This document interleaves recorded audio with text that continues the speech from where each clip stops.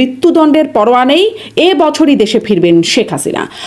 এরকম কোনো বার্তা আপনারা পেয়েছেন, বা কিভাবে ফিরবেন এই বছর দেশে, সেরকম কোনো বার্তা দলের মধ্যে আছে জানেন? আওয়ামী লীগকে আওয়ামী লীগের শক্তি দিয়ে আওয়াজ করে এই নিষেধাজ্ঞা উঠিয়ে তার জায়গায় দাঁড়াতে হবে। ঢাকার উপরে যতক্ষণ না আমাদের নিয়ন্ত্রণ তৈরি না হবে, চট্টগ্রামের উপরে যতক্ষণ না আমাদের নিয়ন্ত্রণ তৈরি না হবে, ততক্ষণ পর্যন্ত আসলে সত্যিকার অর্থে মাঠের রাজনীতি করে আমাদের যে সংগ্রামের যে শক্তি সেটা প্রদর্শন করতে পারা একটা দুরূহ ব্যাপার হয়ে যাবে। তবে হ্যাঁ, জনমানুষের মাঝে একটা আকাঙ্ক্ষা আছে, আপনি আমাকে কোট করবেন, তারা বঙ্গবন্ধু কন্যা জননেত্রী শেখ হাসিনা ছাড়া অন্য কোন শীর্ষ নেতা যারা এই বিপর্যয়ের মাঝে অংশীদারিত্ব আছে তাদেরকে আর দেখতে চায় না। এটা আপনি লিখে রাখেন আমার কাছে, যে আওয়ামী লীগের ঐক্য ধরে রাখতে হইলে বঙ্গবন্ধুর রক্ত অর্থাৎ শেখ হাসিনার কোনো বিকল্প নাই।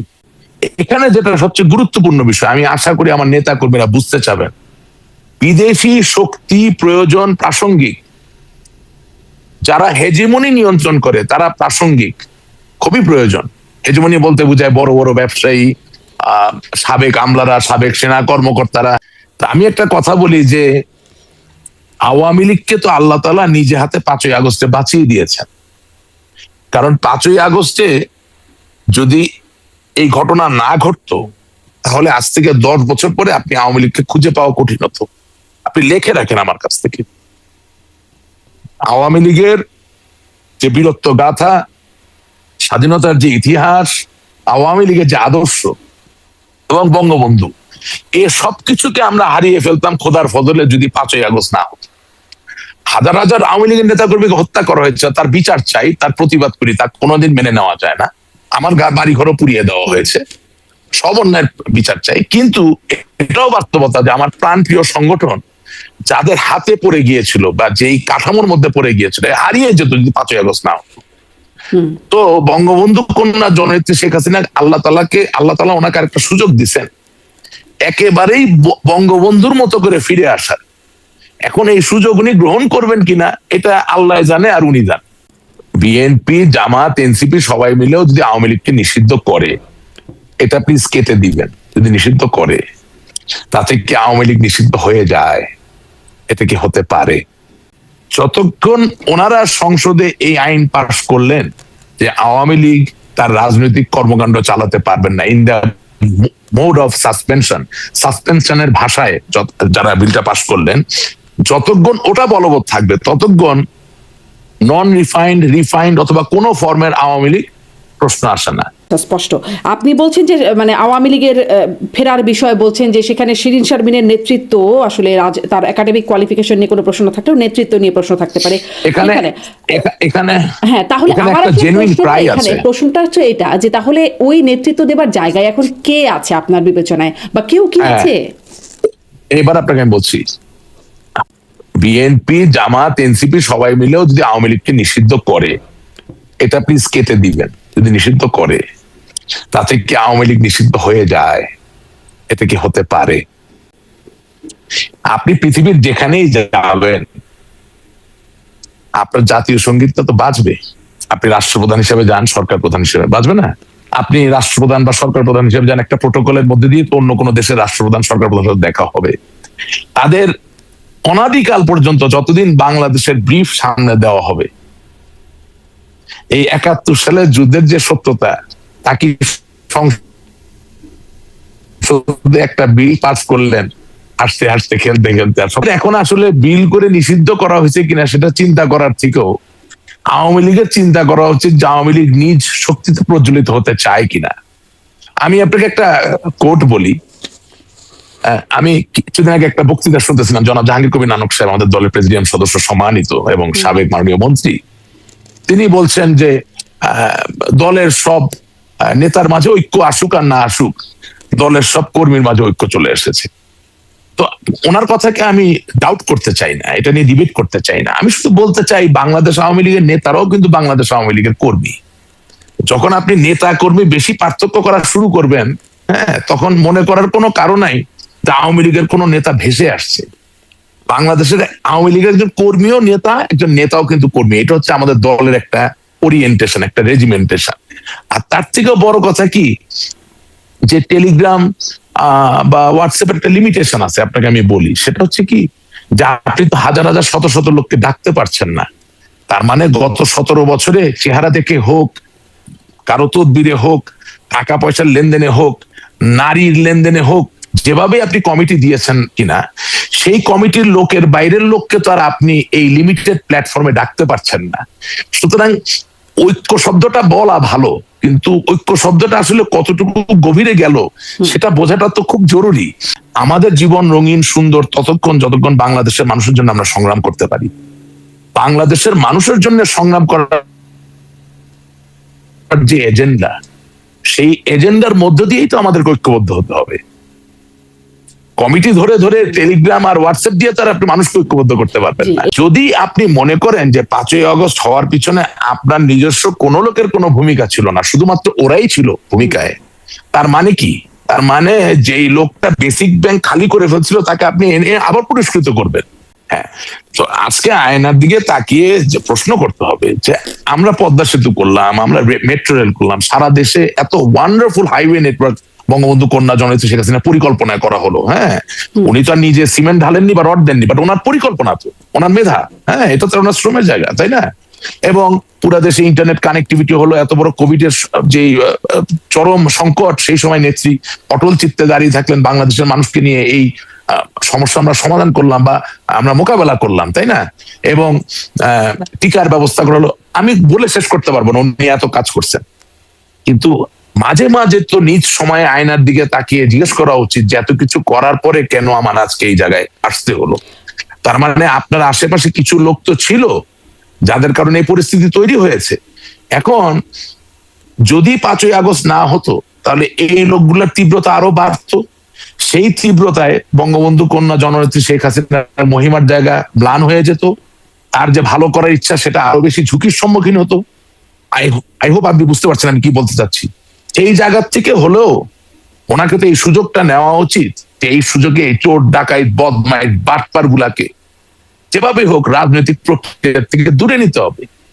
এখন সমস্যা হচ্ছে যে কোন রিফাইন্ড আওয়ামী লীগের দরকার নাই, অন্য কোন আওয়ামী লীগের দরকার নেই। তবে হ্যাঁ, জনমানুষের মাঝে একটা আকাঙ্ক্ষা আছে, আপনি আমাকে কোট করবেন, তারা বঙ্গবন্ধু কন্যা জননেত্রী শেখ হাসিনা ছাড়া অন্য কোন শীর্ষ নেতা যারা এই বিপর্যয়ের মাঝে অংশীদারিত্ব আছে তাদেরকে আর দেখতে চায় না। এটা আপনি লিখে রাখেন আমার কাছ থেকে।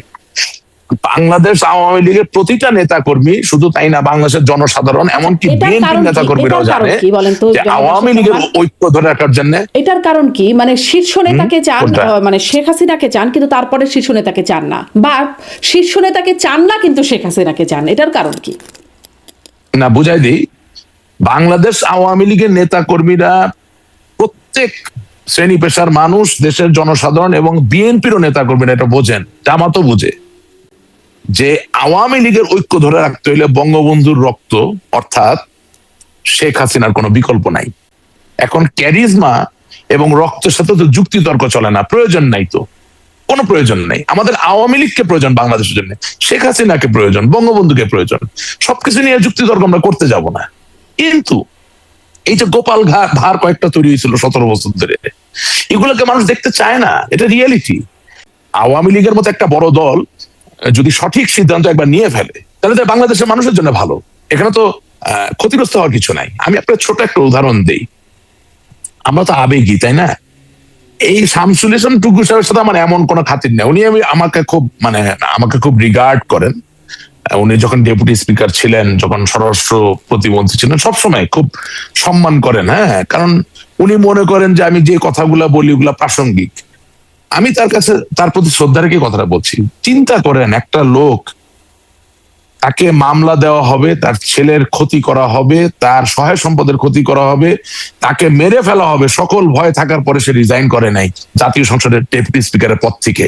আপনি আমাকে বলেন বাংলাদেশ আওয়ামী লীগের কয়জন নেতা, কয়জন কর্মী তার পক্ষে পোস্ট দিয়েছে, কয়জন তাকে হিরো বানিয়েছে, কয়জন তাকে সেলিব্রেট করেছে, কয়জন তাকে সামনের দিনে নেতৃত্বে চেয়েছে? দুঃখজনক, দুঃখজনক। আমরা 22শে সেপ্টেম্বর রিজাইন করে দিয়ে চলে আসছি মাননীয় স্পিকার। তারা আমি চাপ নিতে পারি না, হইতে পারে, আমরা মাইন্ড করি না তো, কারণ আপনি তো রাস্তায় রাজনীতি করেন না, চাপ নিবেন কেমনে?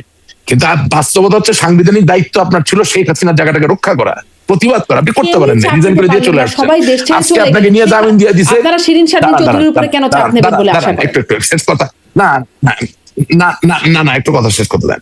আপনি আজকে জামিন পাইছেন, আপনার কাছে হিরো বানায় দিচ্ছে। আপনার রাজনৈতিক পরীক্ষা কি?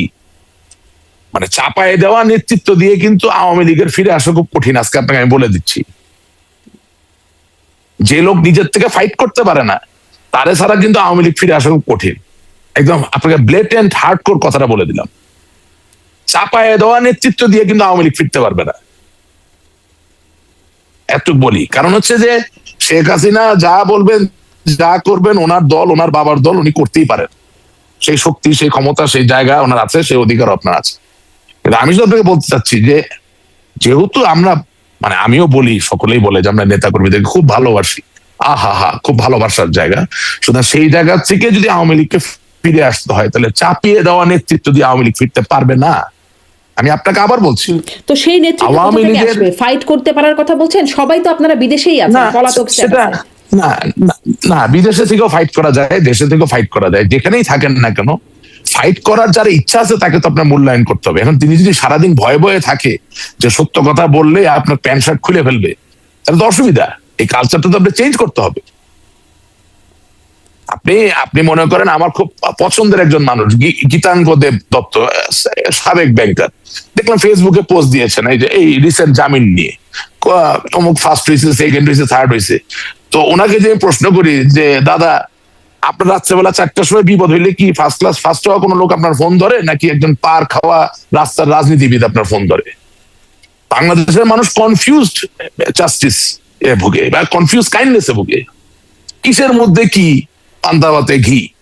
আরে ভাই, আপনি কি এক্সপেক্ট করতে পারেন আপনার ডাক্তার সাহেব, আপনি অসুস্থ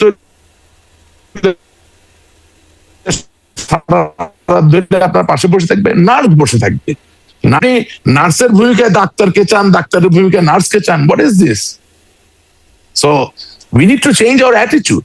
এখন অ্যাটিটিউডের চেঞ্জ তো স্বয়ংক্রিয় ভাবে আসে না। কনফুসিয়াস তো বলে গেছেন যে অ্যাটিটিউডের পরিবর্তন আনতে গেলে the king has to take a step. এটা তার দায়িত্ব, তাকে দায়িত্ব নিতে হবে, তাকে পরিবর্তনটা আনতে হবে। এখন ঘটনা হচ্ছে যে আমরা বসে আছি, বিএনপি ফেল করবে দেশ চালাইতে, আমরা চলে আসবো দেশ চালাবো। নো, এটা তো হবে না। কারণ আমি যে অবস্থা দেখতেছি, আওয়ামী লীগের স্বাধীনতা নিয়ে এক গল্প, বিএনপির স্বাধীনতা নিয়ে আরেক গল্প। আপনি চিন্তা করেন তো, যেই বাচ্চাটার বয়স 16 বছর, ও চিন্তা করে যে তোদের কোনো গল্পই নিব না, যা। তাহলে মাঝখানে কি থাকলো? ওই জামাত ইসলামী। আমরা দুই দল মিলে মোটামুটি এনশিওর করতেছি যে আগামী দিনে জামাত ইসলামী ক্ষমতায় আসবে। It is very sad. Bangladesh Awami লীগের রিয়েল স্বাধীনতার ইতিহাসে কি আছে বলেন? বঙ্গবন্ধু আছেন, কেউ তো এটা নিয়ে প্রশ্ন তোলে না। জাতীয় 4 নেতা আছেন। হ্যাঁ, নিজুম মজুমদার খুব ভালো কথা বলে, খুব ভালো কাজ করছে আওয়ামী লীগের জন্য, তাকে আমি স্যালুট জানাই, অনেক অভিনন্দন তার জন্য। বাট সে বলছে যে এমএজি ওসমানী বঙ্গবন্ধু হত্যাকাণ্ডে জড়িত ছিল, তাই আমি তাকে স্বীকার করতে চাই না। অফকোর্স তার সাথে আমিও একমত। এমএজি ওসমানী সাহেবের অনেক কর্মকাণ্ড সঠিক ছিল না, তার জন্য তাকে বিচার করা যেতে পারে, তার জন্য তাকে তার প্রাপ্য দেওয়া যেতে পারে। কিন্তু উনি স্বাধীনতা যুদ্ধের সামরিক বাহিনীর প্রধান ছিলেন, এই বিষয়ে কি আপনার কোনো সন্দেহ আছে? 10ই এপ্রিল গেল, 10 এপ্রিলের প্রত্যেকটা প্রোগ্রাম খুলে দেখেন আওয়ামী লীগের, কোথাও ব্যারিস্টার আমুল ইসলামের নাম নাই। ব্যারিস্টার আমুল ইসলাম কি আমার দাদা? উনি কি আমার নানা? উনি কি আমার ফুফা না চাচা? No, but I care, because these are the people who prepare the document, who drafted, যে বঙ্গবন্ধুর নামটা সেখানে লিখেছেন, এবং এত শৈল্পিক ভাবে লিখেছেন যে 1000 বছরও এটাকে অস্বীকার করা যাবে না। কিন্তু আমি তারে স্বীকার করি না। তার মানে আমার ন্যারেটিভটা ত্রুটিপূর্ণ। আওয়ামী লীগের স্বাধীনতা যুদ্ধের যে ন্যারেটিভ, সেখানে ত্রুটি আছে, ঠিক করতে হবে, আর একটু উদার হতে হবে। ত্রুটি বলবো না, একটু উদার হতে হবে। হ্যাঁ, আর বিএনপির ন্যারেটিভটা চিন্তা করেন তো। আরে ভাই, মেজর জেনারেল জিয়াউর রহমান রাষ্ট্রপতি হয়ে গেছে, বেগম খালেদা জিয়া 3বার প্রধানমন্ত্রী হয়ে গেছে, ওনাদের সন্তান তারেক জিয়া প্রধানমন্ত্রী হয়ে গেছেন। আর কি প্রয়োজন আছে বাংলাদেশকে ছুরি দিয়ে বিচূর্ণ করা, মানে ছুরিকাহত করার? স্বাধীনতার ইতিহাসে আপনি যদি বলে বসেন যে বঙ্গবন্ধু ছিলেন 1 নম্বর নেতা, কিন্তু মেজর জেনারেল জিয়াউর রহমান কি বলে যে আপনার চট্টগ্রাম থেকে কালুরঘাট কি বেতার কেন্দ্র থেকে উনি স্বাধীনতার ইয়ে পাঠ করেছেন বা এগুলো খুব সমস্যা হয়। আপনি তো শুনেন, একটা মজার কথা বলি, পৃথিবীতে একমাত্র ভার্জিন যে অটোমেটিক প্রেগনেন্সিতে ছিলেন সেটা হচ্ছে মাদার মেরি, মারিয়াম, রাইট? ঈসা আলাইহিস সালামের মা, অর্থাৎ জিসাস ক্রাইস্টের মা। ওনার কোনো স্বামী প্রয়োজন হয় নাই, ওনার কোনো পুরুষ প্রয়োজন হয় নাই। আল্লাহ বলছেন, যীশু খ্রিস্ট হয়ে গেছেন। ওকে, এখন ভাই বাংলাদেশের স্বাধীনতা যদি আপনি নতুন প্রজন্মের কোনো ছেলে মেয়েকে গিয়া বলেন যে কোনো নেতা প্রয়োজন হয় নাই আব্বা, মুখ দিয়া বলছি স্বাধীন হয়ে গেছে, এটা কি বিশ্বাসযোগ্য হবে?